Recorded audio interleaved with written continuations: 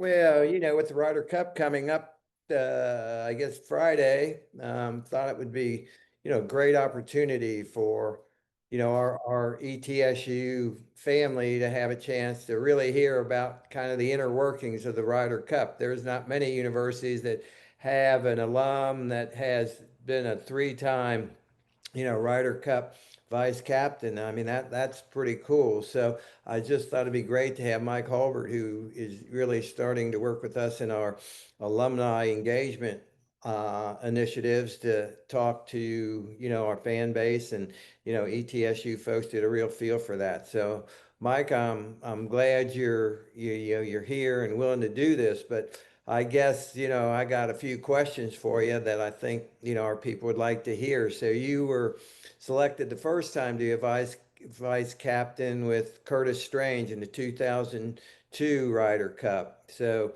I mean, when you got selected, what was your initial thought? Well, I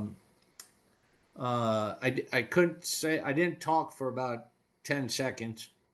He called me on the phone. Curtis Strange did. I happened to be, first thing he asked me was, where are you at? And I said, I'm in the parking lot at Publix. And he says, good. And then he asked me, he got right to the point. He said, everybody likes you. I like you. I want you to be my assistant captain. And then I locked up for about, I don't know, it wasn't quite 10 seconds. And then he asked me, he goes, well, and I go, well, for sure. And I was through the moon actually. And so that was, to this date, that was my best honor, even winning golf tournaments prior to that. And yeah, and I didn't win any after, but it's just the best honor you could imagine.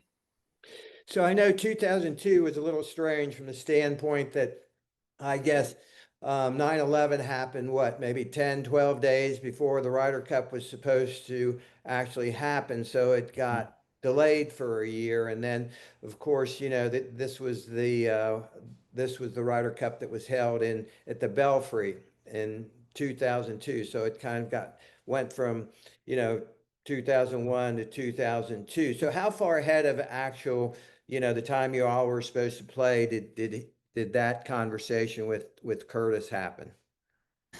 It was the previous year. It was November from the previous year, so it was actually just a little under a year's time when he told me. Um, so and then you extend another year, obviously for 9/11. So I'm trying to think. The team was very strong. I do know that. But the cool part about this is we had another year to kind of think it over and not think it over, but there was going to be some changing in the guard actually of the team, and so anyways, it was quite cool, but it was just myself. I was the only vice captain chosen. So, Um, so basically, what did Curtis want you to do? What was your role as the vice captain? Well, he really threw everything at me. He bounced everything off of me, from pairings to, you know, we what we are gonna have to eat, how we're gonna get over there, how early we are gonna get over there. But mainly it was pairings and getting to know our people. We had another year to get to know them, and I was still playing a little bit, and he was too. So we were actually would go out and play with these guys a little bit, during tournaments, and I knew most of them.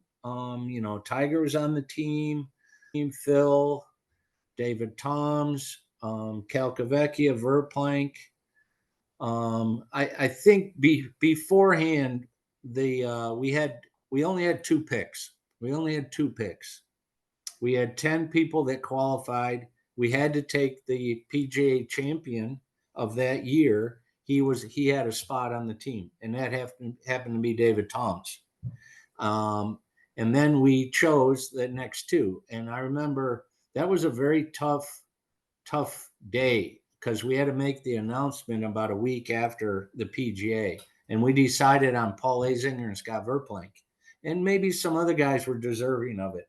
I remember Chris DeMarco kind of cornered me right after, and he said, "What the heck's going on?" Blah blah blah. He might have been down the list below these guys, but we just felt like Curtis and I just felt like, Paul's Paul, and Scott Verplank is a heck of a player. So there's not really a wrong decision in this, but that's just the way it was. So there was some tougher moments, but we had a year to decide who we were going to put together. But for the most part, we didn't we didn't look at analytics. We didn't look at, if they're best friends. We just knew we had to go out and play some good golf.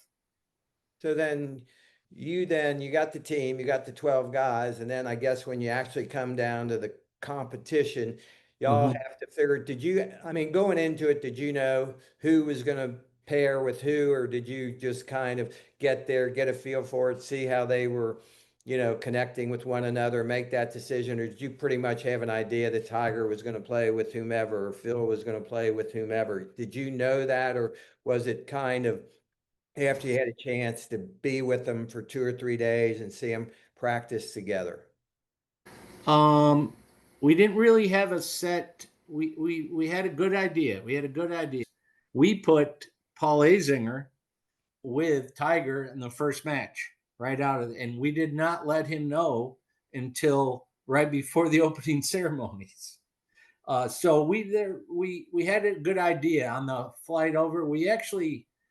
I flew over there with Curtis. There was a tournament played in Ireland somewhere, like a world event, and most everybody was playing it on both sides. So we actually, believe it or not, Curtis went over there because he was still working for ABC, and so he was doing the tournament. So we went over there, but we had a good idea who, there was who Tiger was going to play with. We weren't going to keep, he switched off and played with a couple other guys, and there was the singles matches, and the singles, we were tied going into singles, and USA usually is very strong in singles. So being over there at the Belfry, we felt really good about ourselves going into singles, and we just laid an egg on Sunday. There was only two guys that played any good. I think Mark Calcavecchia and David Toms, and everybody else did not play, even though we lost on the very last hole by who was it, Paul McGinley.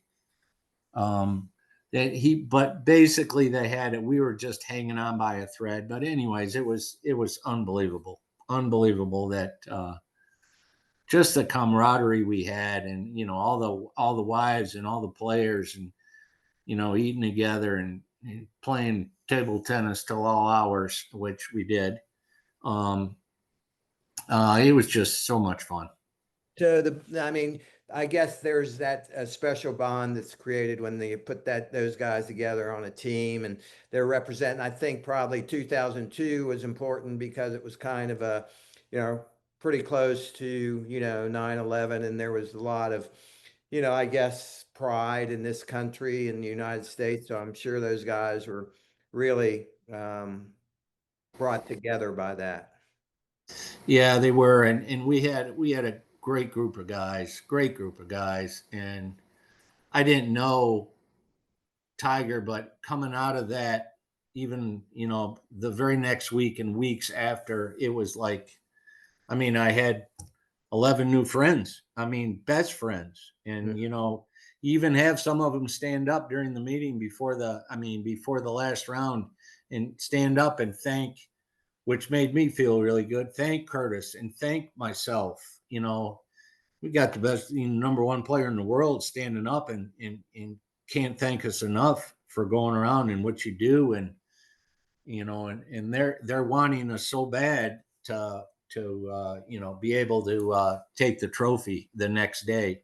And it didn't happen, but that you don't forget about those things. And, we've been everybody with those guys. We've been close friends forever going forward. So then when the competition is actually going on, so you're out on the course, I'm sure, and Curtis is out on the course. So are you wandering around? Are you with one particular guy? Do you go from here to there? You stay on a hole? What do you do? Well, because there was just two of us, we had a fancy golf cart. But he would, like, I would maybe go with the first three or first two matches, or at least get those guys going, or watch them through the first 3, 4, 5 holes, and then I'd drop back. But we're constantly on the radio headset, and if I needed to go back up and boost somebody or give somebody a kick in the butt, he trusted me in that. So it was very, we were just kind of cheerleading. Those guys know what they're doing. But in the same token, then there's boards all around, so we knew just with the crowd noise too, we knew who won a hole and if we lost a hole. We just keep guys informed. And even I think the hardest part is when you have a player or a match that's down, and they're out early, and they got the majority of blue up on the board and not much red. And so all of a sudden, it's up to us as captains and assistants to go up and say, listen, try to drag this match out as long as you can, go as deep as you can. It might seem like you're running out of holes, but he said, just try to keep it as deep as you can and go as far as you can. Just knowing behind you, even those matches are closer, maybe they could flip a match or whatever. So you just had I'm a very positive guy, like just about everybody is out there on tour, but that's all you're trying to do. So now you've played in a lot of tournaments, a lot of different venues, a lot of different crowds, the Mhm. Masters, the Open, all the, the majors and all that sort of thing. Playing in this, did you feel and seeing this that there's actually a kind of a different atmosphere than just one of the majors? In this one, they're clearly cheering for, their country. Do you get a different feel in this event? No doubt about it. This was the loudest first tee I've ever heard. And I was there for everybody teeing off. I watched every match go off that first day. And both sides. I mean, it is so loud. They're courteous. It was a dead straightaway par four, not necessarily driver. And of all the players on both sides, so how many matches did we have going on? We had 4 matches, right? So 4 matches going out. One person hit the fairway. One. There was balls flying everywhere, and and all you can say was adrenaline, yes, nerves, yes. It's the most nervous. They'd be lying if they didn't tell you, but it's the most nervous, especially when you're playing for your country and Yeah. for your other teammates. We don't get to do that very often, Yeah. as you know, on tour. So, but that was by far totally different from any major. And those guys, I played in a bunch of majors, but that was something. I think the ground was shaking, to tell you the truth. And I was just sitting there watching. But it was one person hit the fairway, and I remember it was David Toms. Nobody on their side hit it, and the rest of our 7 guys, they missed it. And the balls were coming out like right and left, and they couldn't wait to run off that tee. But that was something. That was a great question, Doc. So now, um, so that year gets over, and they're at the Belfry, they win. It's close, Right. but they win. Then I guess in 2012, is that right? That's when Davis asked you to help him. Davis definitely asked me, and I'm gonna say when Davis came on tour 2 years after I got my card, and we became best friends. Um, we were under the same umbrella as um, our manager was. We had the same manager, and you know him quite well, Vinny Giles. So up there in Richmond, Virginia. But we had a good stable of guys. Obviously, Davis was a unbelievable talent coming out. But yeah, he asked me, and I wasn't in a Publix parking lot when he asked me.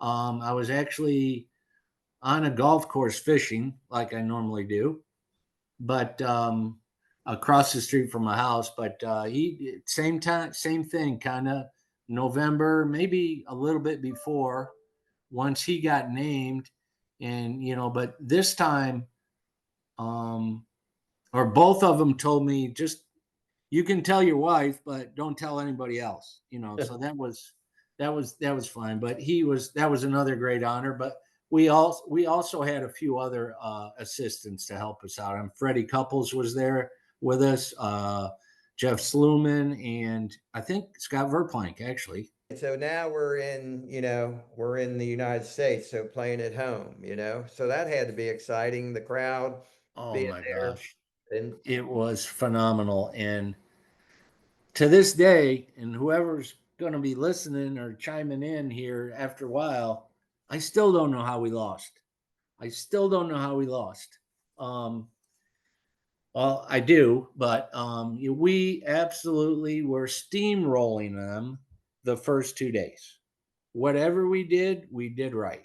We were playing at an elite level. I was assigned Phil and Keegan the whole week, and those two were on Keegan was playing out of his mind, and Phil was actually telling us stuff, and it all came true.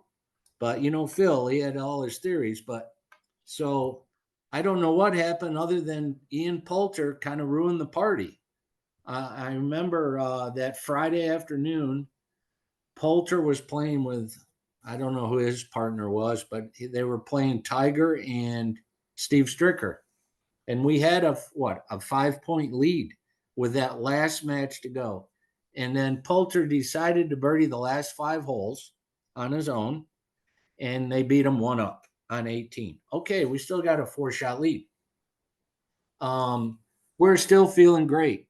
And all of a sudden, again, I don't know, deer in headlights. We sent Bubba Watson out first.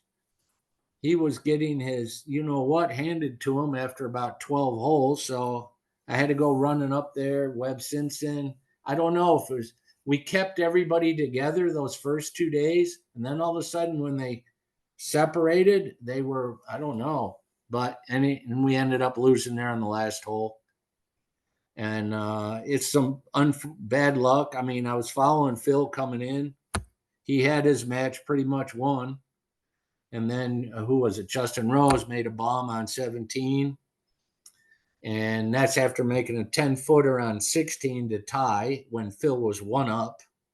It would have been Dormy, but things happen. So that was a tough team room after we lost, after the closing ceremonies at our home course or home country. I remember about 1 o'clock in the morning, I went downstairs to the team room, and there was Davis and Tiger and myself, and we were just sitting there and we were just talking.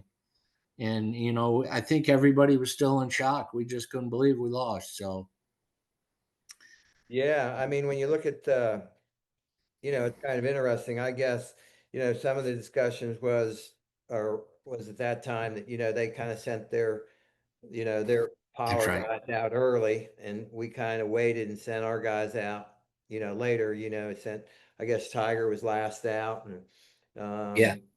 Stricker, but where did Phil, I don't know where Phil went out. I'm looking at it right now. Well, Phil went out early, and, I guess he lost to Justin Rose, and Keegan lost to McElroy, and Webb Simpson lost to Poulter. Bubba lost to Luke Donald, so they won the first 5 matches. It looks like Yeah. Yeah. Donald won, Yeah. Poulter won, McElroy won, Rose won, Paul Lowry won. So then we had a little comeback. Dustin Johnson won, and Zach Johnson won. Then Sergio beat Furyk 1-up. Yeah, so it it yeah, that's amazing. Yeah. Amazing. And we were ahead in a lot of those matches too. I remember dropping back and watching Furyk play Sergio, 10, 11. They were on the Furyk was like, he was one up and he had full control of the 11th hole. Sergio had hit it like in the fairway bunker. Jim was on the middle of the green, putting for birdie. Sergio hit it out of the bunker over the green. And I mean, this is to go 2 up after 12 holes. I remember I was there, and Sergio skins this wedge shot from over the green, slams into the flag and goes in the hole for par. Yeah. I mean, and Jim 2 putts, and then Jim loses the next 2 holes, and all of a sudden he's 1 down and he's scrambling. Yeah. So, this is this is a weird game, especially match play. We don't, those are some tough pills to swallow. And I was just a vice captain, but luckily Davis came back a few years later and got the job again, and then they won. Yeah. So he had that under his belt. And then but those are still great memories for me. And then there was a different group when I was over there in Paris, and when was that? 2018 maybe. Yep. With Furyk.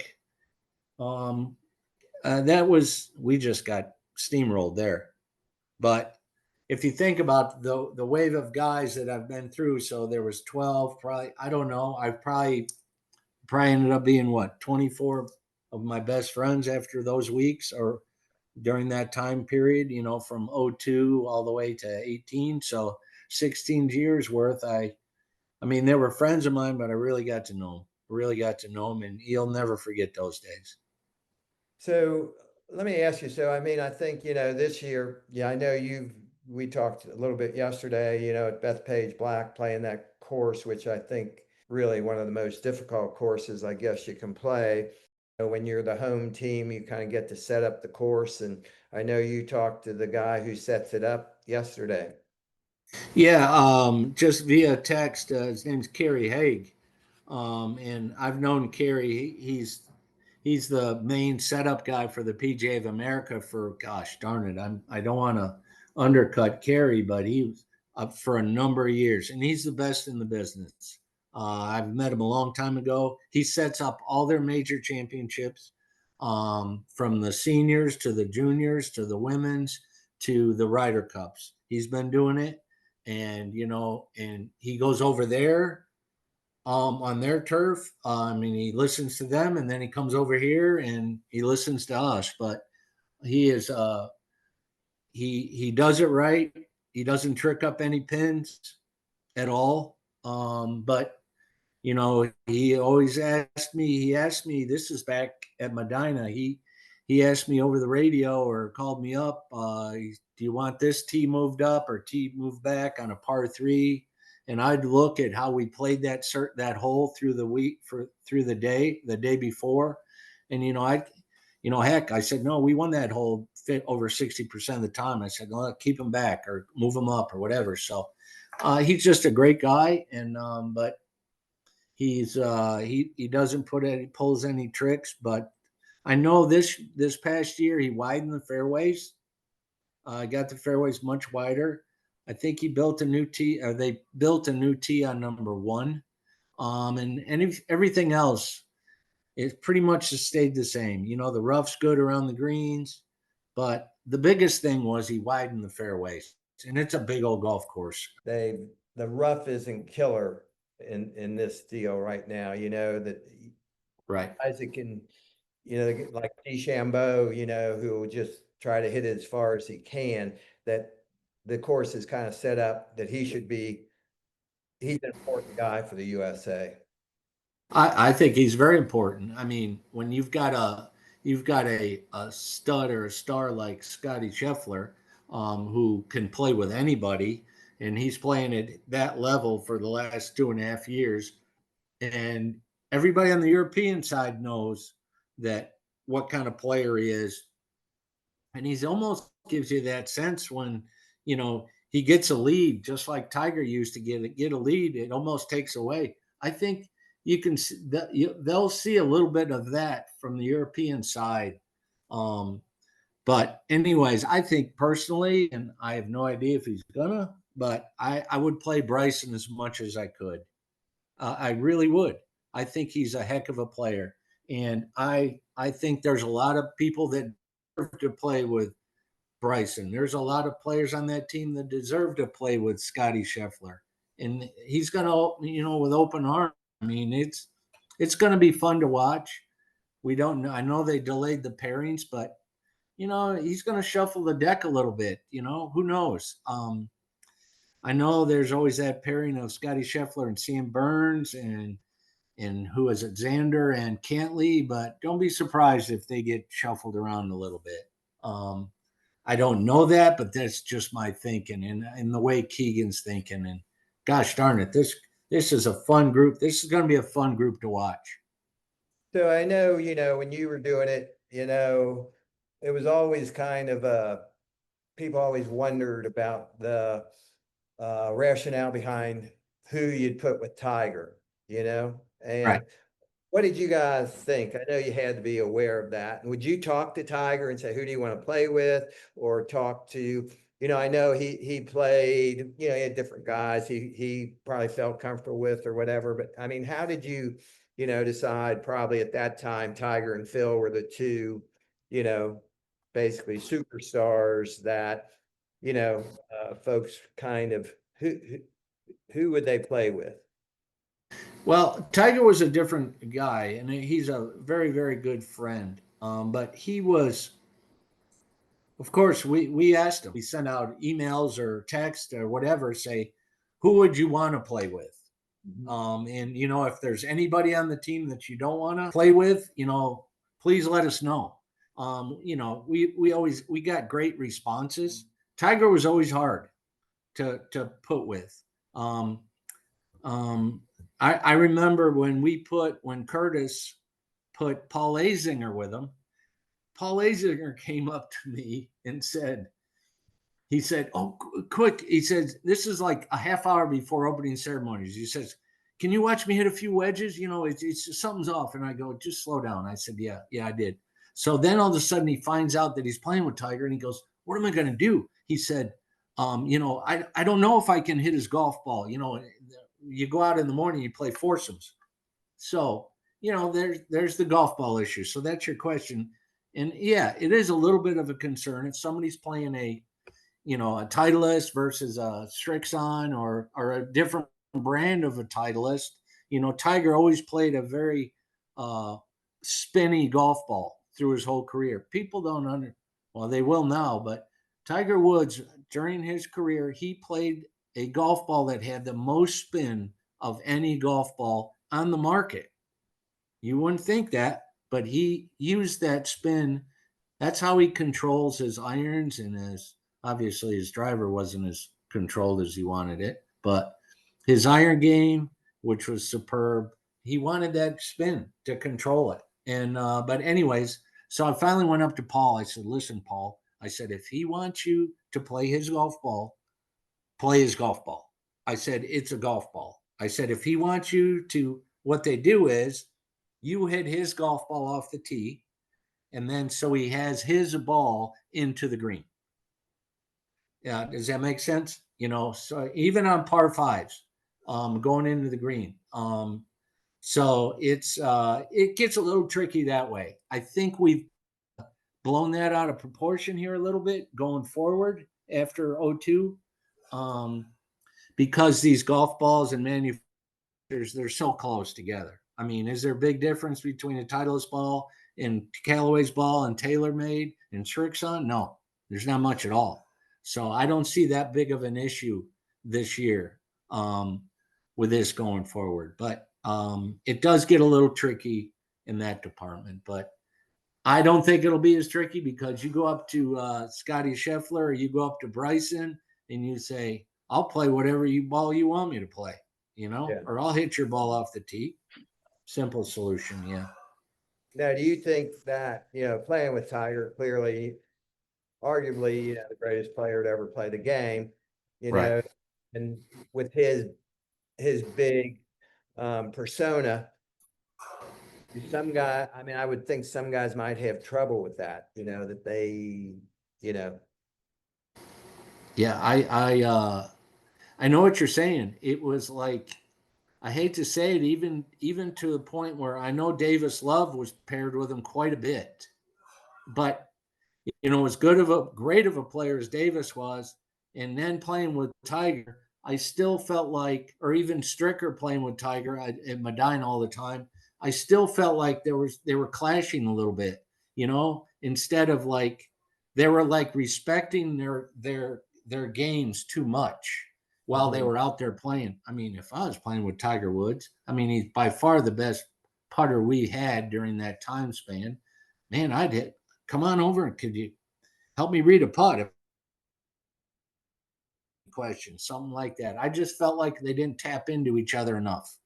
Yeah. Um, Times have changed after that, but and maybe that's what gave the idea the Europeans thinking that we're not really close together. Maybe we weren't just close together. We were back in the room, but maybe we weren't complimenting each other's games, a little bit. So let's face it. I mean, we went into every stinking Ryder Cup with the world rankings, and we're so far ahead of these guys, and then we end up coming out losers. So Yeah. I think we're starting to turn the corner, but I think we're going to see a different vibe out there on the golf course between whoever's paired together. You're going to see a big difference this year.